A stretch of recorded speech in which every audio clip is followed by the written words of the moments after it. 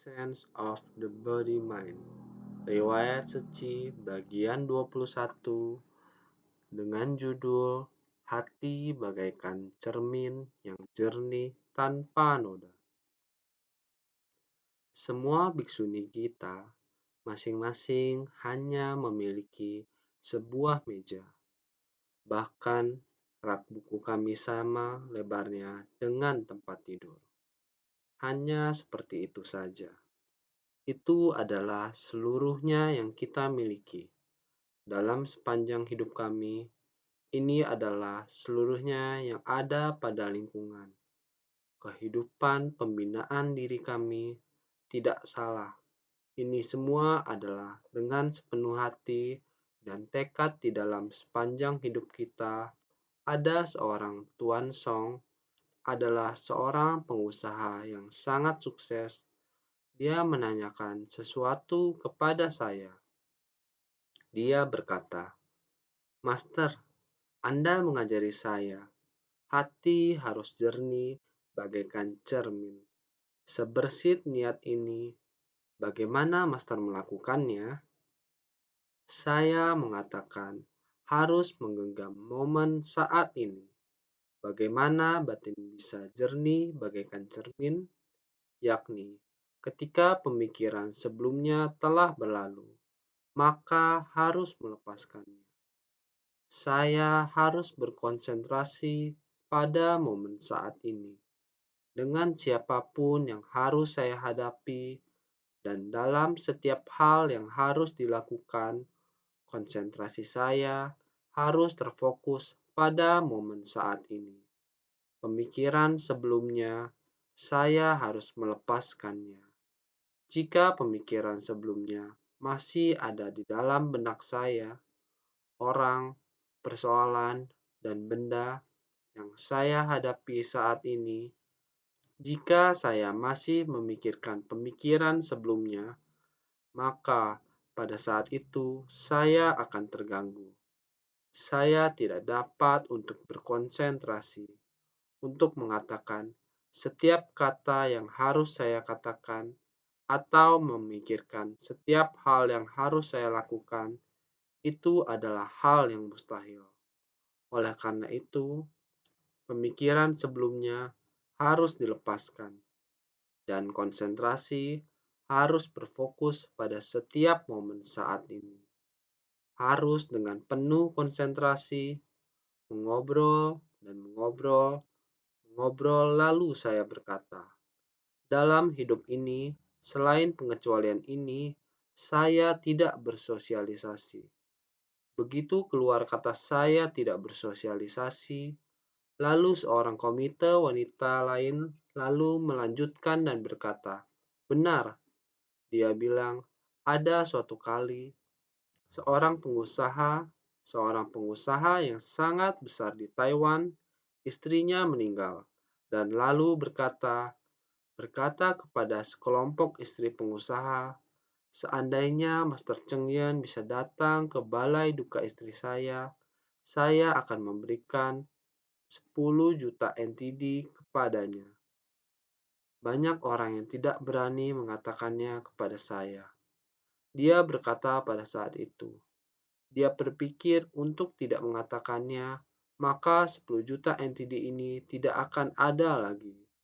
Jadi dia berkata lalu datang ke Hualien, berlutut di hadapan Master. Dia berharap, mohon kepada Master, apakah Master bisa hadir? Ada 10 juta NTD. Saya tidak merespon. Belakangan ada beberapa orang yang mengatakan sangat disayangkan. Mengapa tidak mau? Setiap orang yang datang, saya tidak merespon. Jadi, saya ingin mengatakannya kepada semua orang. Adalah hal demikian. Saya menjaga baik-baik batin saya. Seumur hidup, saya merasa bahwa saya bangga akan diri sendiri karena hal ini. Arah tujuan tidak menyimpang sedikit pun. Mulai dari awal hingga sekarang, 4 misi utama dan 8 jejak dharma, sepanjang perjalanan, sedikit pun tidak pernah menyimpang. Seperti pagi tadi, saya berjalan kembali dari Aula Qingxi. Berjalan di jalan ini, jalan melalui Guo Fuli ini, saya berkata kepada Tuan Song dan istrinya. Saya bilang, saya paling suka jalan ini. Meskipun saya tinggal di Hualien, rute perjalanan saya hanya dari Gria Jingxi ke rumah sakit. Di luar itu, saya tidak pernah pergi kemanapun. Apakah kalian percaya? Jadi hidup saya memang hanya lurus seperti ini. Waktu saya juga hanya demikian sederhana. Lalu saya sekalian memperkenalkan kepada mereka jembatan Guofu ini. Tempat di mana ketika itu karena saya hendak membangun sebuah rumah sakit di Guofuli, maka demi seci, pemerintah Kabupaten Hualien mendirikan jembatan ini secara cepat. Jadi, di tempat Guofuli inilah dilakukan peletakan batu yang pertama kalinya. Saya juga menceritakannya kepada mereka. Lalu sepanjang jalan mereka berkata, "Wah, sangat indah. Jalan ini sangat indah." Saat mengenang masa itu, saya pun berpikir, saya berharap dapat membuka sebidang ladang berkah. Dengan ladang berkah ini, berharap benih setiap orang bisa mulai tumbuh. Meskipun benih ini nantinya akan menjadi sebatang padi, dan sebatang padi bisa memiliki banyak benih, jadi saya berharap bisa lebih banyak orang, uang yang dikumpulkan sedikit demi sedikit. Jadi, kalian pasti sering mendengar atau melihat kata-kata yang tertempel di dinding. Butiran beras dapat terkumpul menjadi sebakul. Tetesan air dapat menjadi sebuah sungai. Lihat, kita sekarang bisa sering melihatnya. Insan Seci kembali ke rumah sakit untuk menjadi relawan. Kalian harus tahu, barisan relawan ini adalah mereka yang membantu saya menggalang dana, biarpun hanya sebuah bata, sebatang baja, dan lain-lain, atau satu sak semen. Semua itu adalah mereka yang menggalang dana untuk membantu saya. Pokoknya, karena mereka bersumbangsi, maka mereka akan bisa menghargai sumbangsi mereka. Akan sangat mereka hargai, mereka juga akan berdedikasi. Jadi setiap relawan di rumah sakit kita semuanya layak untuk kita hormati. Melihat semua relawan, bagaimana mereka memperlakukan setiap staf rumah sakit kita, mereka sangat menghargai. Karena ini adalah keinginan dari mereka melihat cinta kasih yang diberikan semua orang terhadap pasien. Ini adalah tekad keinginan mereka. Seperti yang saya dengar, seorang pasien diantarkan saat kondisi kritis, namun keluar rumah sakit dengan selamat. Saya merasa sangat bersyukur, karena saya bukanlah seorang dokter, saya tidak sanggup menolongnya. Yang mampu menolongnya adalah para dokter dan perawat. Semua staf kita di rumah sakit yang mampu menyelamatkannya, jadi saya selalu merasa bersyukur. Saya setiap waktu selalu sangat menghormati. Semua dimulai dari sebersit niat cinta kasih. Cinta kasih ini murni tanpa noda dan jernih. Demikian hanya dengan senantiasa bersumbangsi, dapat bersumbangsi terus tanpa pamrih dan saling menghormati, bersyukur. Pada tanggal 5 Februari 1983 adalah peletakan batu pertama di rumah sakit Seci di Hualien. Untuk pertama kalinya, semua orang tampak bingung setelah mendengarnya. Mengapa ada pertama kali dan kedua kali? Yang pertama kali adalah di lokasi yang lain, yaitu di Guofuli, yakni jalan kecil dari Gria Qingxi hendak ke rumah sakit yang sekarang. Sebelum melewati jembatan, sekarang adalah lahan militer. Dulu lahan itu adalah tempat di mana Seci hendak membangun rumah sakit. Tuan Lin Yangkan datang melihat lahan di Guo Fuli. Dia berkata, "Master, asalkan berada di atas lahan ini, seharusnya tidak ada masalah. Jadi Anda jangan khawatir. Anda bisa mulai mempersiapkan di surat kabar keesokan harinya." Terbit pada halaman pertama di surat kabar harian Chongyang pada berita utama dengan cetakan huruf yang besar, diberitakan bahwa Seci telah menetapkan untuk membangun rumah sakit di Guofuli dan hingga kini telah mengumpulkan dana sebesar 80 juta NTD. Ketika saya melihat koran, saya terkejut sekali. Saya mencari Nona Lin Piyu, wakil ketua Suci. Saya bertanya kepada Lin Piyu, "Mengapa ada reporter di Hualien yang melaporkan hal demikian? Saya mana punya 80 juta NTD. Bahkan dana saya kurang dari 30 juta NTD. Mengapa dia mengatakan bahwa saya memiliki 80 juta NTD? Dapatkah kamu tolong pergi ke sana untuk menanyakannya?" Lin Piyu pun pergi bertanya kepadanya. 2 hari kemudian, dia kembali dan berkata kepada saya, "Master, reporter Chiu berkata Anda terlalu polos. Coba pikirkan, rumah sakit yang dianggarkan sebesar 800 juta NTD sampai sekarang pun belum terkumpul 30 juta NTD. Jika orang mendengar ini, bahkan hantu pun akan ketakutan. Siapa berani menyumbang uang kepada Anda?" Dia berkata, "Dia hanya menulis 10% dari anggaran. Anda setidaknya harus memiliki 10% dari anggaran. Orang baru bisa bilang demikian bisa dipercayai. Baru setelah itu mereka bersedia menyumbang." Sebuah jurus ini dia memberi saya sebuah pelajaran. Jadi saya pun berpikir, dia benar. Di kemudian hari, sejak saat itu, saya tidak akan berkata, "Saya tidak memiliki uang." Saya tidak akan berkata bahwa saya kekurangan banyak uang. Inilah dharma duniawi. Dalam dharma duniawi seperti ini, saya benar-benar menyadari dharma non-duniawi. Dharma non-duniawi adalah ajaran Buddha. Benar, saya harus sering mendoakan diri saya sendiri. Saya harus sering berkata bahwa saya memiliki uang. Jika ada yang bertanya pada saya, apakah Master memiliki uang? Saya selalu berkata, "Jangan khawatir, kita memiliki uang. Hanya saja masih berada di kantong orang lain."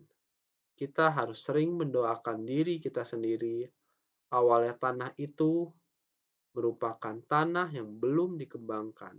Banyak veteran militer yang menanam sesuatu di sana. Namun, sebagian besar tanah itu tidak terpakai. Mereka hanya memakai petak-petak kecil untuk menanam pohon akasia, ubi jalar, dan lain-lain. Tanaman seperti ini, jadi kita pun memberikan ganti rugi kepada mereka. Ada sebagian kecil orang yang membangun rumah sederhana dan tinggal di sana. Jadi, untuk tanaman di tanah maupun beberapa rumah sederhana itu, kita memberikan ganti rugi terlebih dahulu. Setelah prosedur ini selesai diurus, kita menemui orang-orang di sana untuk memberi penjelasan kepada sekumpulan orang ini. Lurah juga sangat baik.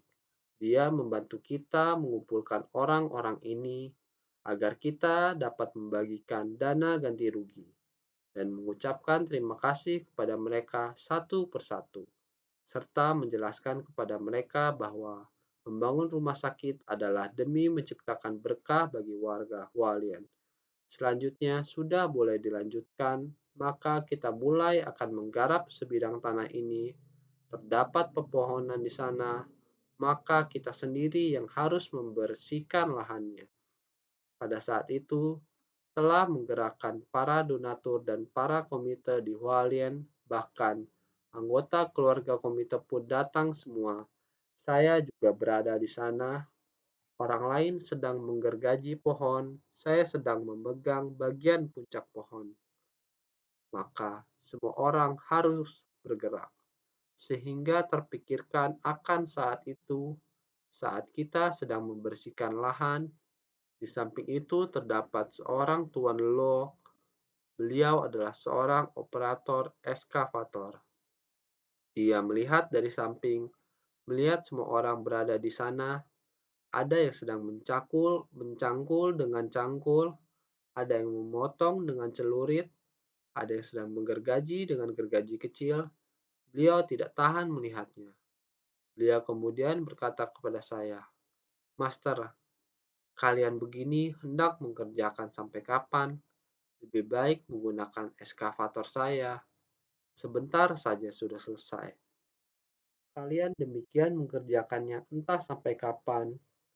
Wah, terima kasih, Kanan. Saya bertanya, berapa biayanya per hari? Tidak perlu membayar. Anda saja mampu melakukannya. Mengapa saya tidak bisa? Maka pada saat itu, Tuan Lo, sejak saat itu, ia terus membantu kami. Saat kedua kali mengadakan peletakan batu pertama, beliau juga datang membantu. 5 Februari 1983, kita sudah akan melakukan peletakan batu pertama. Sebelumnya, kebetulan terjadi mutasi jabatan gubernur. Tuan Ling Yang Kang telah pindah tugas di Kementerian Dalam Negeri. Gubernur yang baru tergantikan oleh Tuan Li Deng Hui. Maka demikian dalam waktu yang singkat ini terjadi proses mutasi dari tugas jabatan mereka. Jadi Tuan Wu Suiyun bertanya kepada saya, "Master, nanti saat kita mengadakan acara peletakan batu pertama, Anda cukup mengundang salah satu saja dari mereka." Saya bertanya, "Mengapa begitu?" Karena saya juga pernah ke pemerintah provinsi, saya juga mengundang Ketua Li berencana akan datang. Saya juga mengundang Tuan Ling Yang Kang, beliau akan datang. Tuan Xie Dongmin juga bilang dia akan hadir. Mengapa saya mesti undang satu orang saja? Saya telah mengundang mereka semua. Dia bilang tidak bisa, tidak bisa. Jangan sampai mereka bertiga semua hadir. Salah satu dari mereka mau datang saja, saya sudah akan sangat repot di pemerintah kabupaten. Untuk pengawalan dan keamanan, saya sudah sangat gugup. Kini Anda mengundang mereka bertiga datang sekaligus. Bagaimana saya bisa memberikan pengawalan? Jadi ia tetap berkomunikasi dengan saya, minta tolong. Cukup satu orang saja yang hadir. Saya berpikir, baiklah, jika hanya satu orang saja, jadi saya hanya akan mengundang Tuan Li untuk hadir. Pilihan saya pada saat itu, saya pikir Tuan Lin Yang Kang sangat murah hati. Jadi saya bisa menjelaskan kepadanya detail dari situasi terkini. Bila dijelaskan kepadanya, dia pasti mengerti apa yang saya rasakan. Jadi, dia tentu akan menerimanya dan ikut merasa senang. Yang kedua, saya berpikir Tuan Li Teng Hui adalah seorang umat Kristiani. Jika beliau bisa hadir dan menyaksikan upacara peletakan batu pertama dalam agama Buddha kita, mungkin saja beliau akan lebih memahami semangat dari agama.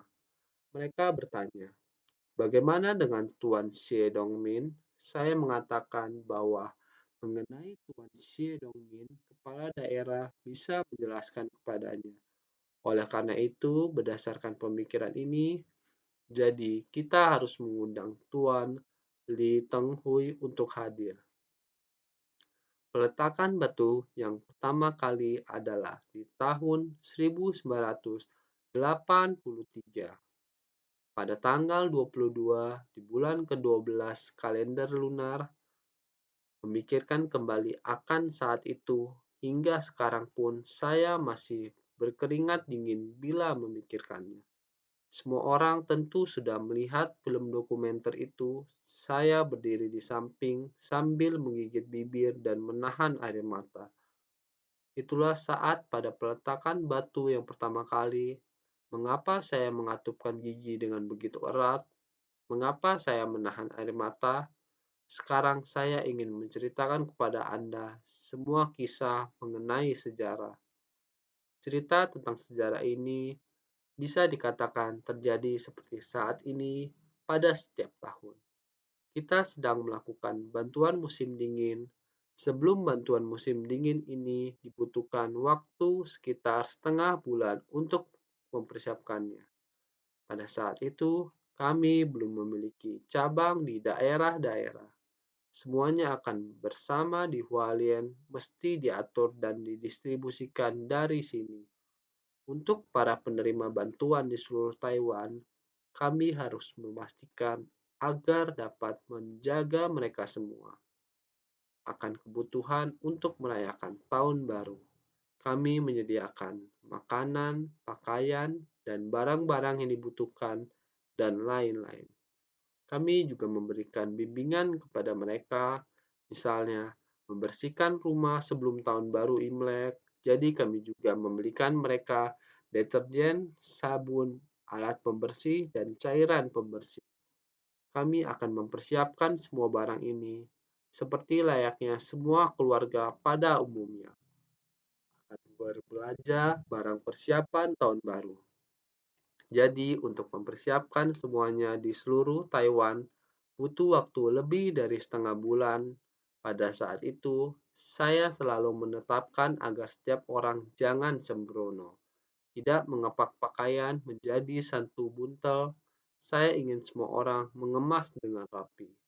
Mengemasnya dengan menggunakan cinta kasih, maka tiap-tiap paket barang dibungkus dengan sangat rapi dan teratur. Setelah dibungkus, bagaimana hendak didistribusikan ke seluruh Taiwan, dan bagaimana kita mengetahui bungkusan mana diberikan kepada siapa, jadi kami akan menggunakan kode angka.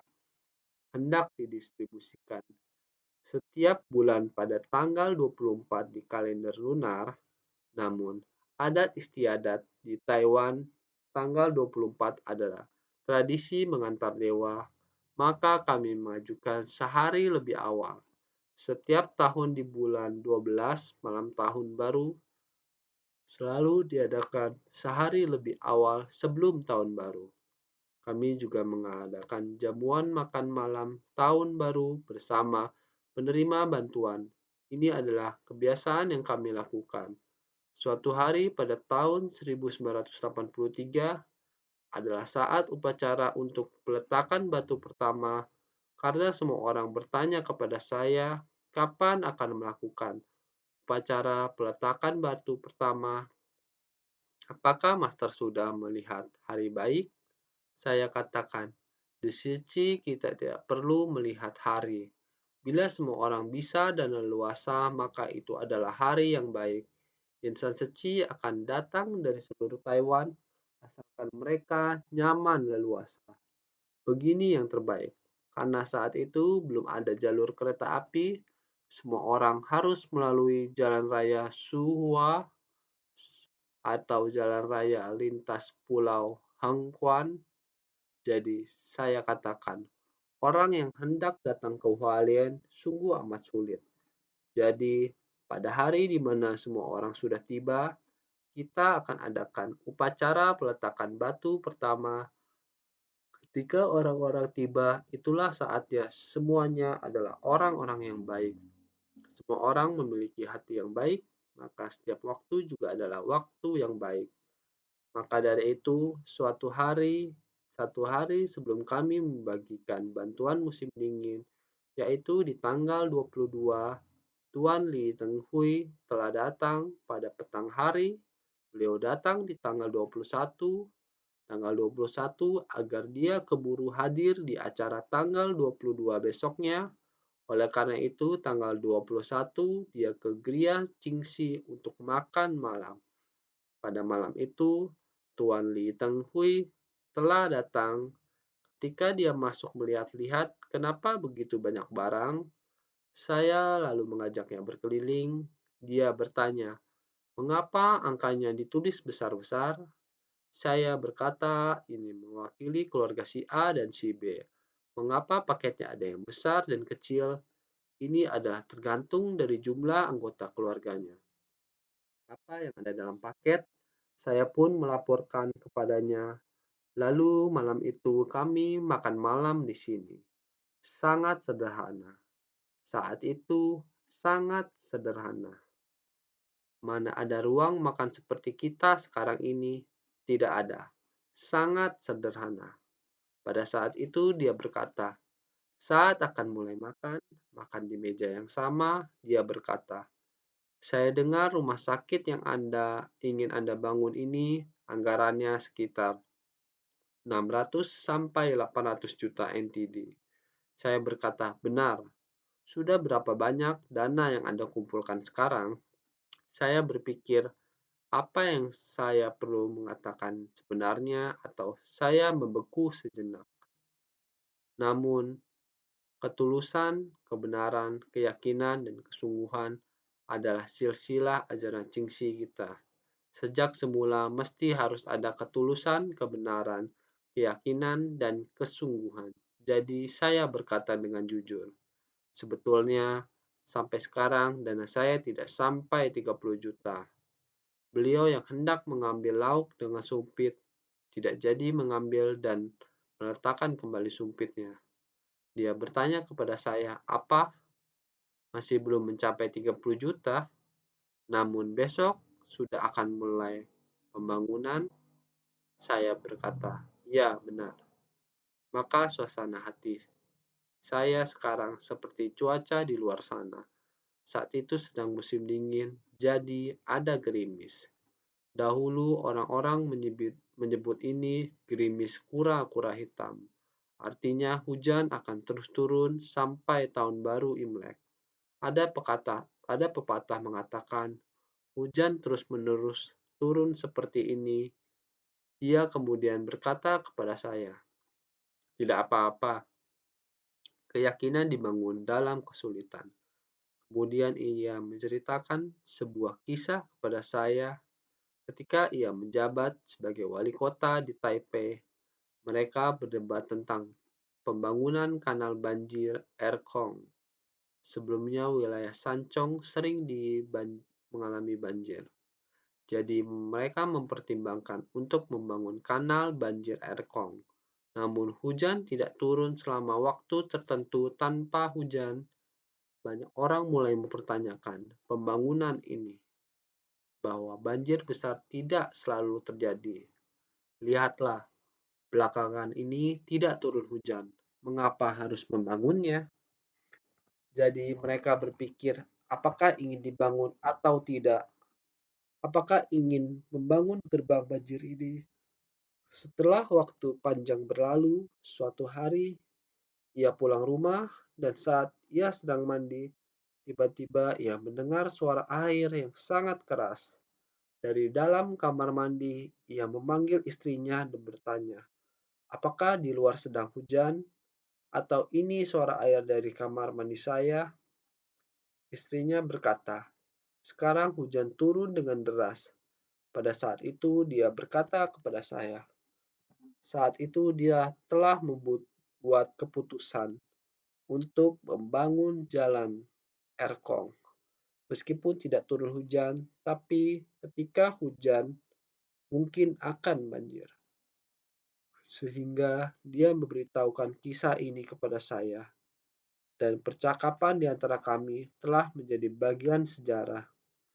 Keesokan harinya, yaitu tanggal 22/2, pagi-pagi sekali kami berangkat ke daerah pembangunan di Guofuli. Saya sangat berterima kasih kepada para relawan Seci. Mereka selalu seperti ini.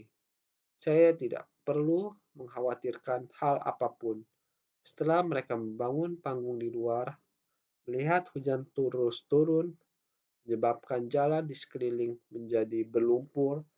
Besok ada gubernur akan datang, dan juga relawan Seci dari seluruh daerah. Tidak boleh membiarkan mereka menginjak tanah berlumpur ini. Maka di pagi hari berikutnya, saya tiba di tempat. Mata terbelalak melihat pemandangan di depan karena di atas tanah telah ditaburi oleh sekam padi kuning berkilauan. Itu adalah sekam padi ketika di foto tampak seperti jalan yang dilapisi emas, sangat indah. Saat itu ada komite yang memakai topi bambu, sangat menarik. Hujan turun rintik-rintik, sepertinya akan turun hujan tetapi berhenti. Tidak turun tetapi rasanya seperti akan turun. Demikian sepanjang hari, tetapi upacara terus saja berlangsung. Pada waktu itu, ketika tempat ini belum diadakan upacara peletakan batu pertama, banyak sesepuh monastik di Taiwan, guru Dharma Agung, datang untuk memercikan air suci buat kita. Di Gua Fuli, datang untuk memercikan air suci juga merupakan suatu pemandangan yang sangat agung. Ketika akan tiba saatnya untuk peletakan batu pertama, sebelum peletakan batu pertama akan ada pidato. Saat berpidato, Gubernur Lee berkata, saya tahu, saya mengetahui donasinya masih sangat jauh dari biaya pembangunan yang dibutuhkan. Namun kondisinya sama dengan cuaca saat ini. Sinar matahari tetap muncul dari pinggiran awan. Pada waktu itu, hujan perlahan mereda, dan awan mulai terbelah. Matahari benar-benar seperti muncul dari antara belahan awan. Dia berkata, lihatlah, ini adalah matahari pagi, akan muncul di antara awan. Dia juga berkata, tembok raksasa juga berawal dari sebuah batu bata. Betul, begitulah tembok raksasa juga berawal dari sebuah batu bata.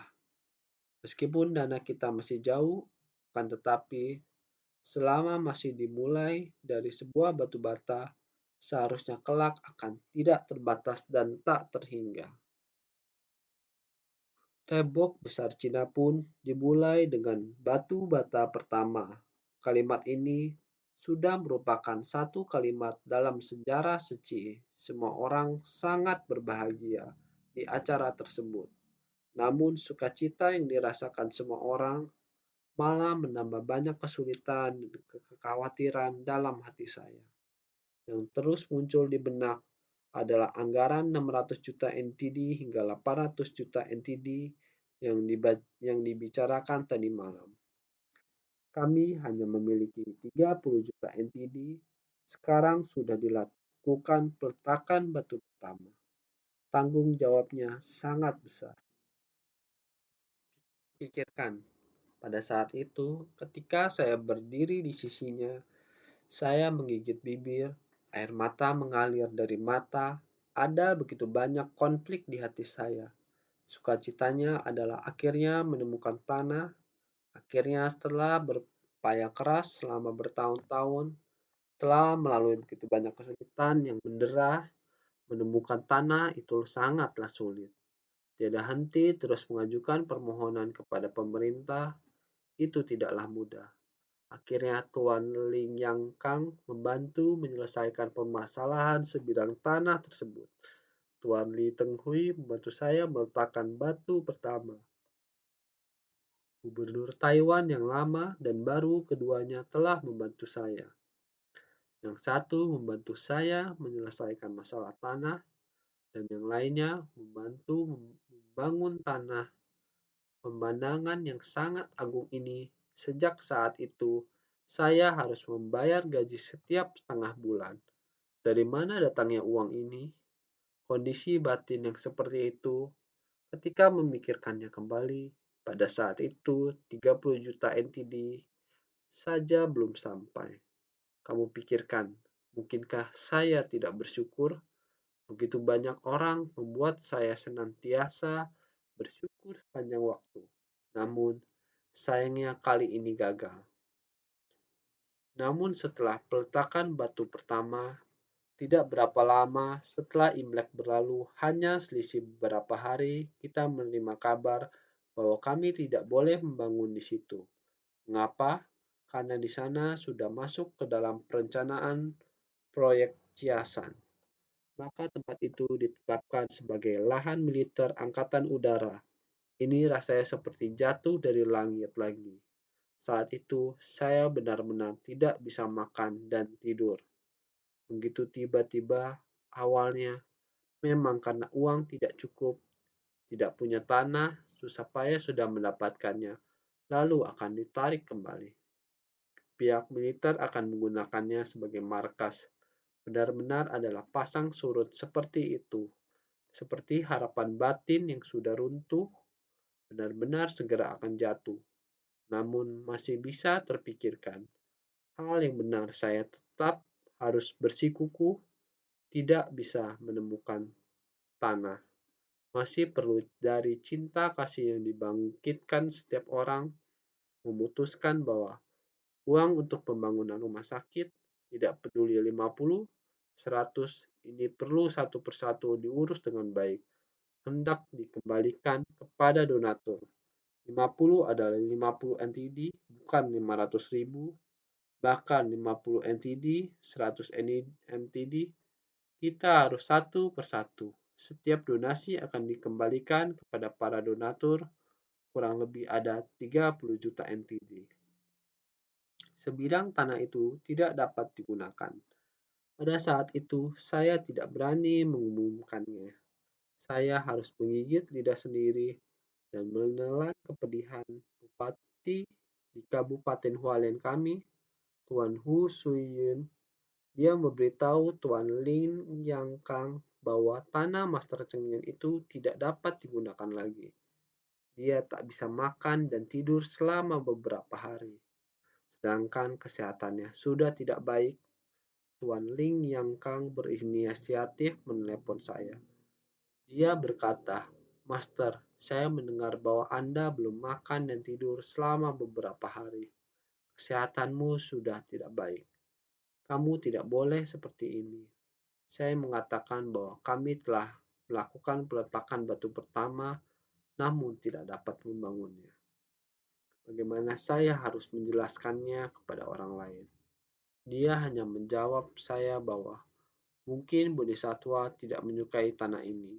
Saya menjawab kepadanya bahwa jika Bodhisattva tidak menyukainya, seharusnya tidak suka sebelum kita memulainya. Mengapa menunggu sampai kita melakukan peletakan batu pertama baru tidak menyukainya?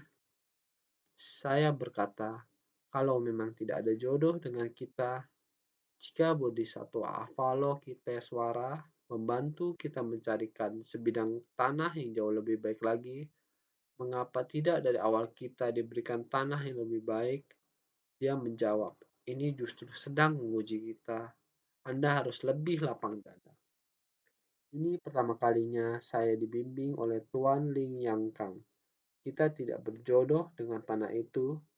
Bodhisattva Avalokitesvara akan membantu kita mencarikan yang lebih bagus lagi. Dan benar saja, dukungan dan perhatiannya membuat saya kembali bangkit. Dan dia juga berkata, jika tidak, kamu mampirlah ke Taipei. Baru kita rundingkan kembali harus bagaimana. Di Hualien juga saya ada minta Bupati Wu untuk membantu Anda mencari lahan baru lagi. Bupati Wu juga sangat bersungguh hati.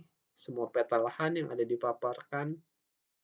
Saya masih ingat ketika saya sampai di kantor Bupati.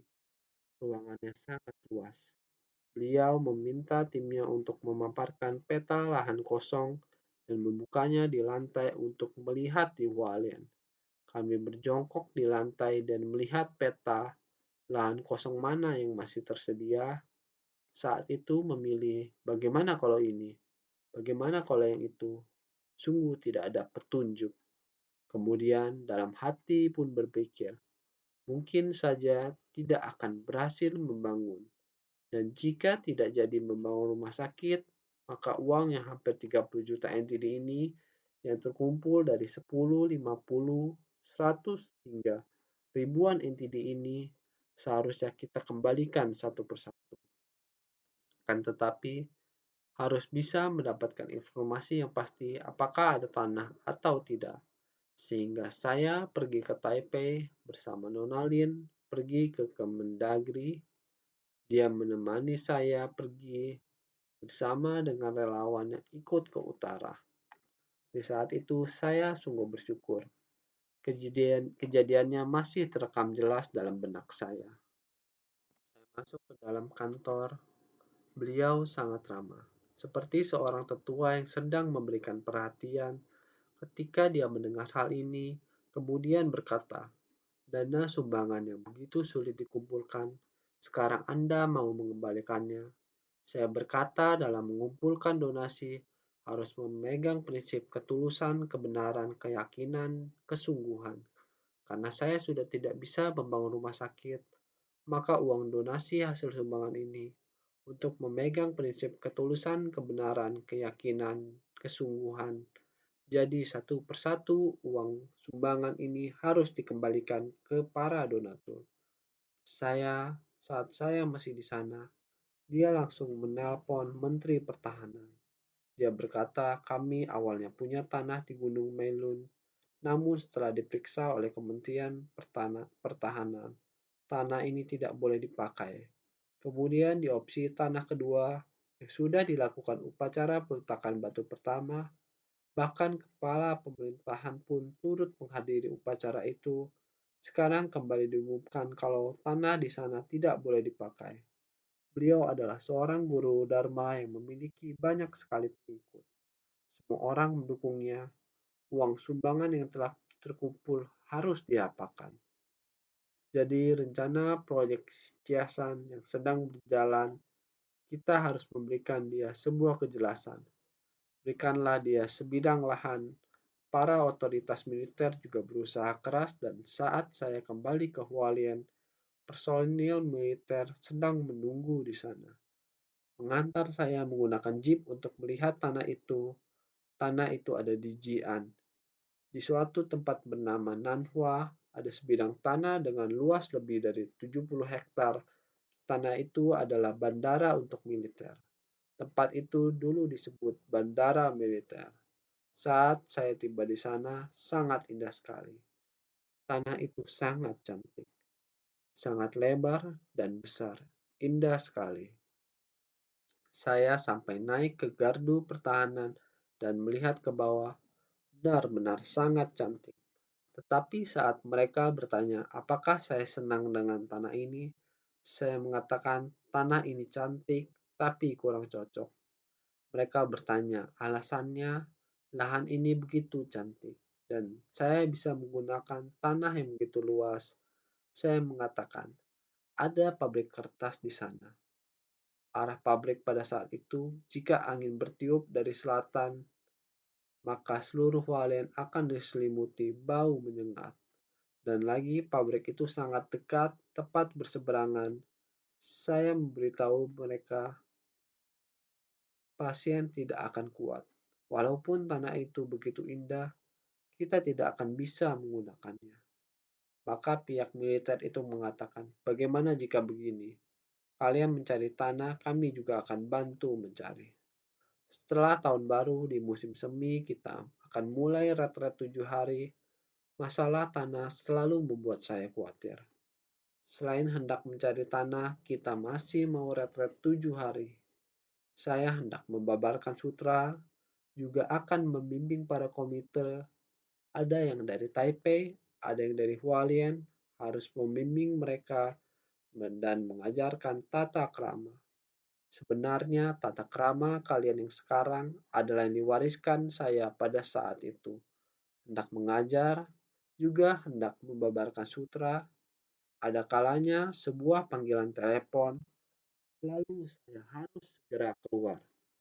Retret 7 hari pada tahun tersebut adalah sangat susah payah. Saya tak boleh umumkan bahwa tanah kita pada acara peletakan batu pertama hari itu tidak dapat dipakai lagi. Karena sangat tidak mudah untuk mendapatkan tanah itu, harapan semua orang ada pada tempat itu, yakni untuk membangun rumah sakit. Beberapa tahun telah berlalu. Tidak mudah untuk mencarinya. Tentu tidak bisa saya katakan tanah telah diambil kembali, otoritas militer telah mengambilnya kembali. Di saat yang demikian, yang mau diceritakan panjang sekali. Singkat kata, setelah tanah yang sebenarnya, muncullah sebidang tanah yang kita yang sekarang ini. Tanah ini milik sekolah pertanian. Sebidang tanah yang sekarang ini, suatu hari saya melewati sana. Sekretaris kabupaten waktu itu juga ada seorang wartawan Tuan Ciu dan sekretaris Cheng. Mereka mengetahuinya. Dia tidak tega hati Master tersiksa. Maka Nyonya Cheng sewaktu duduk bersama wartawan tersebut, dia mengatakan Master begitu susah payah harus bagaimana. Kita Hualien telah membuat Master tersiksa. Istri dari sekretaris kabupaten mengatakan, kita ada sebidang tanah di sana. Sebidang tanah yang disebutkan itu adalah tanah kita yang sekarang. Dia mengatakan tanah itu telah menang perkara, sekolah pertanian telah menang perkara, tanah itu juga tidak dipergunakan. Apakah kita beritahu Master untuk pergi ke sana melihat tanah itu? Wartawan Ciu mengatakan pada Nona Lin, apakah kamu bawa Master ke sana lihat saja? Hari itu Nona Lin membawa saya ke sana lihat. Begitu saya melihatnya, saya berkata, tanah ini sungguh bagus sekali. Harus memiliki sebidang tanah ini bukanlah hal mudah. Ini tanah dari sekolah pertanian. Maka pada saat itu, untuk mendapatkan tanah ini harus melalui hambatan lagi. Sangatlah sulit. Di padang rumput inilah adalah melepaskan lembu untuk makan rumput. Ada kolam air di samping, 2 kolam air memelihara ikan, memelihara lembu sangat banyak. Karena itu adalah suatu lahan eksperimen dari sekolah pertanian. Bisa dibayangkan kondisi dari tanah itu. Pada saat itu, saya benar-benar senang sekali melihat bidang tanah itu. Maka saya yakin dan memutuskan mau tanah ini.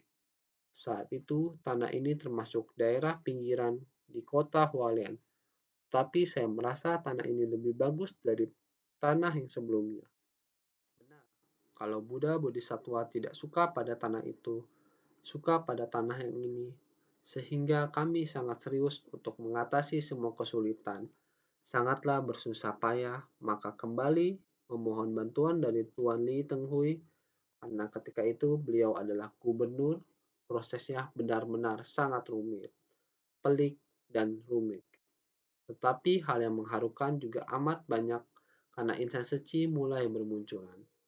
Apakah itu dari daerah timur, barat, atau tengah, insan seci bahwa gurunya akan membangun rumah sakit sehingga semuanya bermunculan keluar.